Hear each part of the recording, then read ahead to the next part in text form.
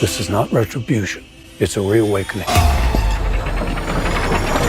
What is going on, everybody? Welcome back to Cinemaniac Central. So, I got a chance to go see Saw X earlier today.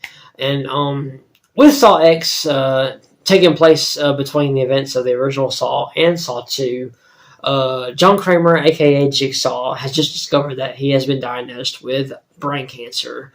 And with the advice and suggestion from a member of a support group, he discovers there's this medical team that's currently operating in Mexico that actually may have a treatment for his cancer. So he goes down there to have the procedure done and discovers that he has been scammed. So it's only a matter of time before he hunts them down, along with his cohort, Amanda Young, played by Shawnee Smith. And they're out to play a deadly game in his quest to teach these people that screwed him over a deadly lesson.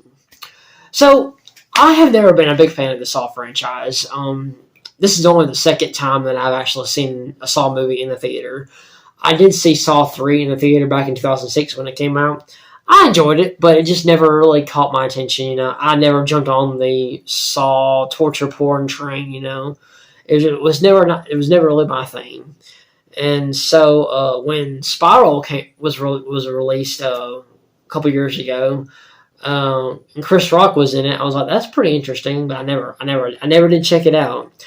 So I decided to binge on the first 6 Saw movies. So I did that. Never got to Jigsaw or Spiral. I thought they were okay, you know, they were fine, you know. But when Saw X was announced and I heard the premise for this movie, I was like, now that seems interesting. I like that. So I decided to go ahead and binge on the first 9 Saw movies, including Jigsaw and Spiral, which I actually did enjoy. I'll get into those movies in my ranking when I get to it sometime soon. But after seeing Saw X, I can attest that, along with some of my biggest influences, Cody Leach and Chris Parker and Sean Chandler, that this is definitely the best Saw film in the franchise. As a relatively new lover of the Saw franchise, because I'm actually starting to love it, you know, despite some of the convolution of some of the middle sequels. This is a franchise that actually I wish I had jumped on this train a long time ago, to be honest with you. But this is definitely the best Saw film in the franchise by far.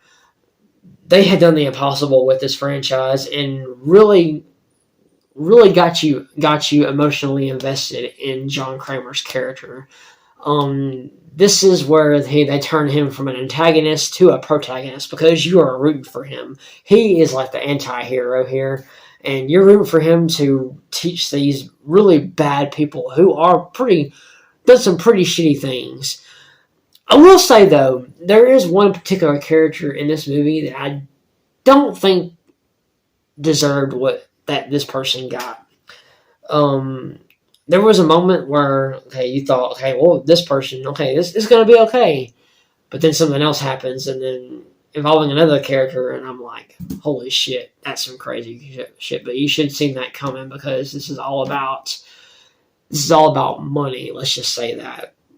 I'm not going to get into spoilers here, but yeah.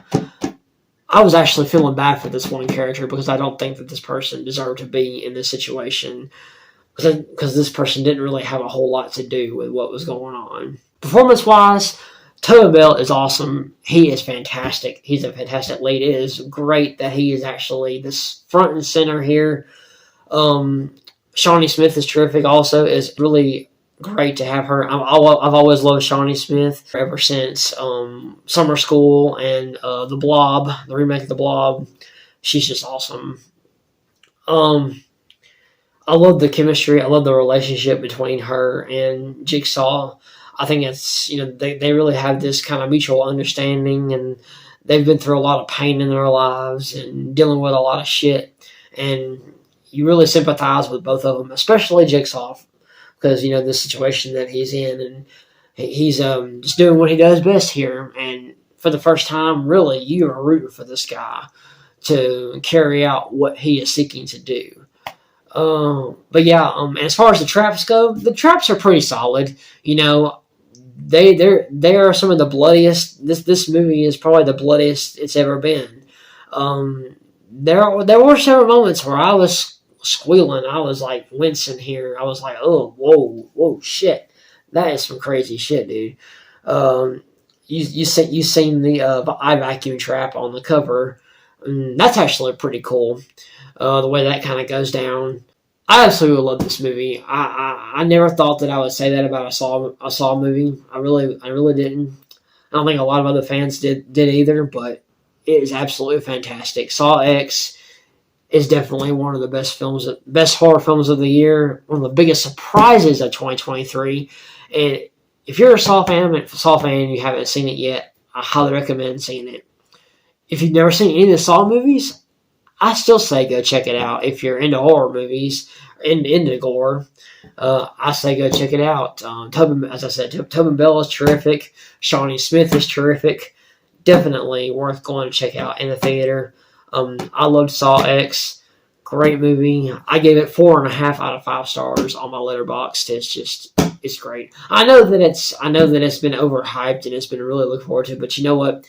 It lives up to the hype. It's great. It's something that I never thought would happen with the Saw franchise, but it's great. I know I sound like a broken record here, but it's something to celebrate with the Saw franchise. That's just my thoughts on Saw X. I hope you enjoyed this video. I'm going to have my Saw ranking up for you soon. If you haven't already, I have my Child's Play 1988 review. I'll have the link for that up here for you guys. But as I said, I love Saw X. It's great. If you haven't seen it yet, go check it out. And I love you guys. You guys are the best. And remember, be a good person, but don't take shit from anybody. I love you guys. I will see you next time.